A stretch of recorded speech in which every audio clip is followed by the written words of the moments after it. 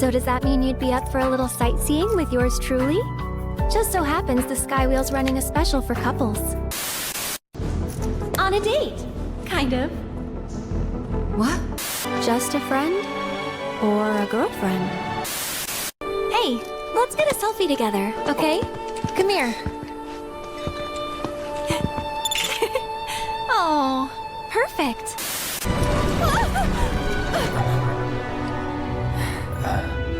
It wasn't your face or your clothes. It was you, the way you walked, the way you carried yourself. Because right now, I want to be with you.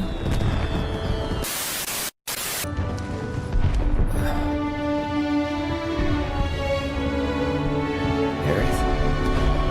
Just till the ride's over. But whatever happens, you can't fall in love with me. There's a reason every version of Aerith, from the gentle girl in the OG to the wiser, heavier-hearted woman in Remake and Rebirth, keeps gravitating toward the same person, no matter how the timeline bends or fractures. It isn't because Cloud is the obvious choice. It isn't because the story forces it.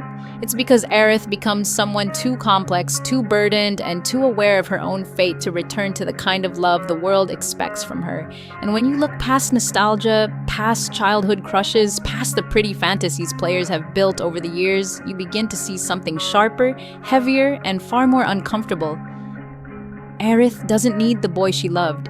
She needs the man who can carry the weight of who she becomes. And that man, whether people like it or not, is Cloud Strife. But to understand why, you have to understand how Aerith changes, and why the people she once held close can't follow her into the life she's growing into.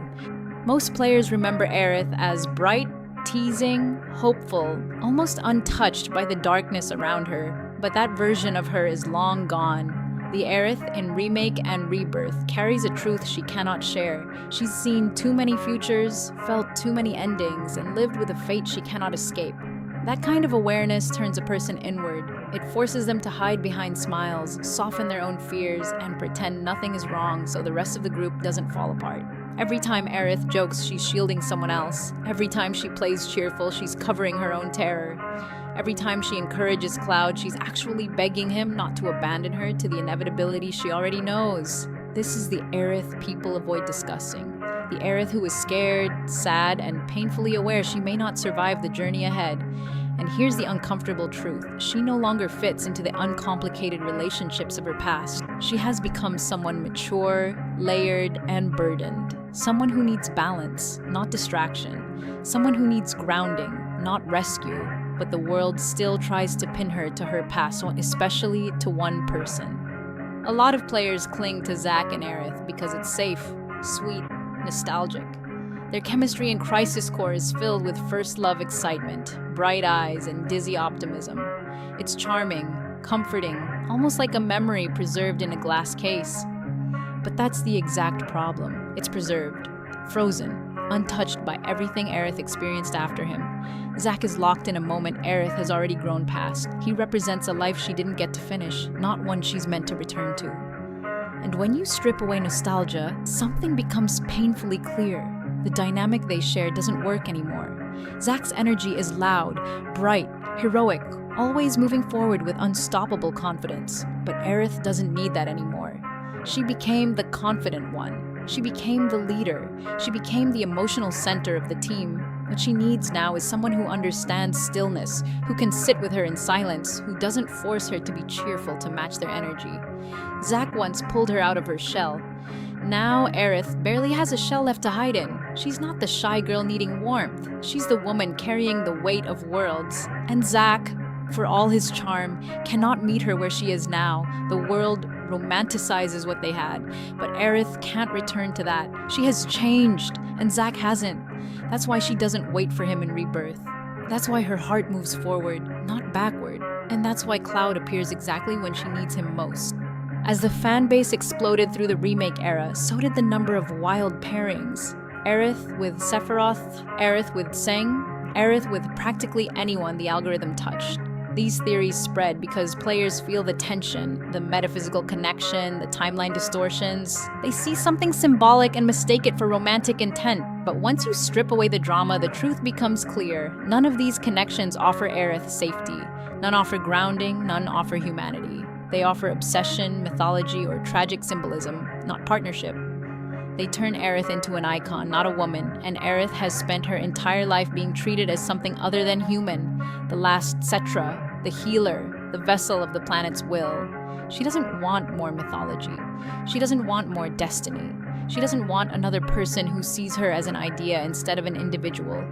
She wants someone who sees her, only her, without the legends, the bloodline, or the expectations. And that's where Cloud stands apart.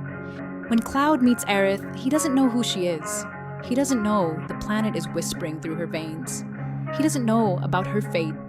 He doesn't know about the prophecy or the danger or the history she carries.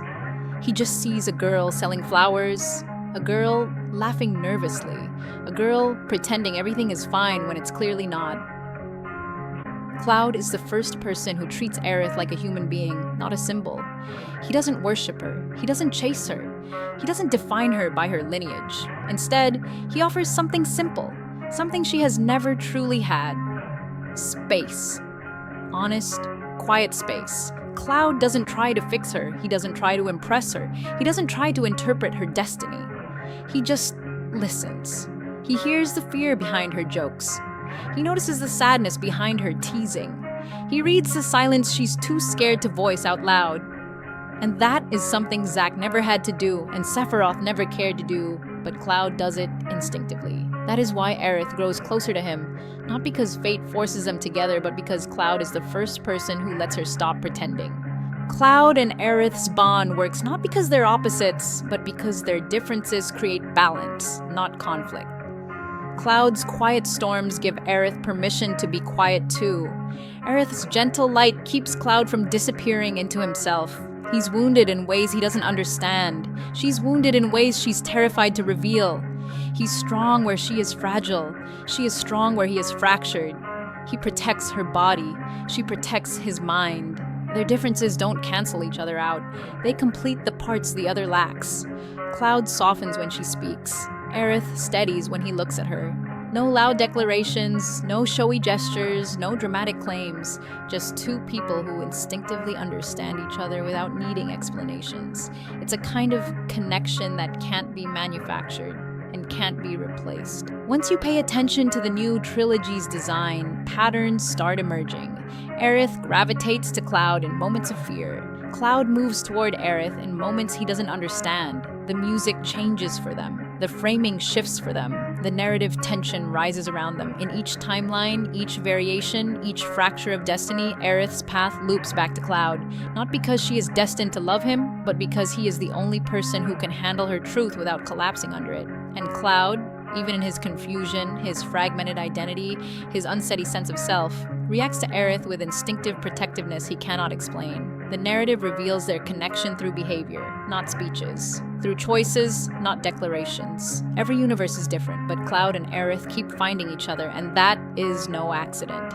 Aerith hides more than anyone in the party realizes. She hides her loneliness. She hides her terror of destiny. She hides her memories of futures that fall apart. She hides the unbearable pressure of being the last of her kind. Everyone sees her as light. Everyone sees her as warmth. Everyone sees her as a symbol, but Cloud sees her fear. Cloud sees her pauses. Cloud sees the moments where her smile slips. He sees the real Aerith, the one who doubts, the one who aches, the one who knows her time may be limited. She lets Cloud see the version of her she hides from everyone else. And that's the kind of vulnerability she cannot risk with Zack. Or anyone else. Cloud is the only person she can fall apart around. And that says more about their bond than any romance scene ever could.